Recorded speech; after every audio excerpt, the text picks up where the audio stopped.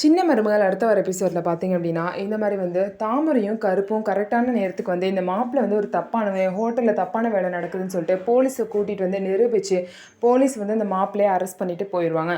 அதுக்கப்புறம் பார்த்தீங்க அப்படின்னா தாமரையோட அம்மா சாவித்ரி வந்து அவங்க நினச்ச மாதிரி அவங்க சைடில் சொந்தக்காரங்க வந்து ஒரு பையனை கூட்டிகிட்டு வந்திருப்பாங்க.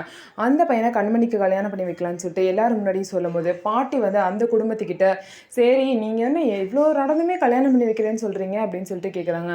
பரவாயில்ல, என் பையனுக்கு ரொம்ப நல்ல மனசு, அதனால தான் இந்த ஒரு நிலைமையிலேயே அந்த பொண்ணை கல்யாணம் பண்ணிக்கிறேன்னு சொல்லிட்டு வந்து நிற்கிறான்னு சொல்லிட்டு அந்த பையனோட அப்பா சொல்லுவாங்க. உடனே பாட்டி தாராளமாக கல்யாணம் பண்ணிக்கோங்க, ஆனால் எங்களோட சொத்து எல்லாம் ஆண் வாரிசுக்கு மட்டும்தான், பெண் வாரிசுக்கு ஒன்றுமே கிடையாது, வேணா ஒரு 50,000மோ 60,000மோ தரோம், அதை வச்சு எங்கள் பொண்ணை நல்லா பார்த்துக்கோங்கன்னு சொல்லுவாங்க.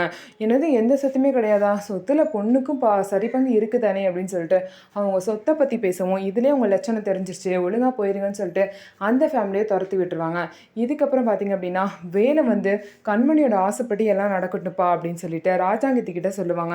உடனே ராஜாங்கமும் சரி அந்த ஆறுமுகம் எங்கே இருந்தாலும் தேடி கூட்டிட்டு வாங்கன்னு சொல்லிடுவாங்க. அதுக்கப்புறம் ஆறுமுகமும் வந்துடுவாங்க. ஆறுமுகம் வந்ததுக்கப்புறம் வேலு வந்து ஆறுமுகத்துக்கு வசதி இல்லை அப்படின்னாலும் ஆறுமுகம் ரொம்ப நல்லவன், அவங்களோட அக்காவையும் அக்கா குழந்தையும் அவ்வளோ நல்லா பார்த்துக்கிறான், அதனால் எனக்கு ஆறுமுகம் பற்றி நல்லா தெரியும், அதனால நம்ம தங்கச்சிக்கு தாராளமாக கல்யாணம் பண்ணி வைக்கலான்னு வேலு சொல்லுவாங்க.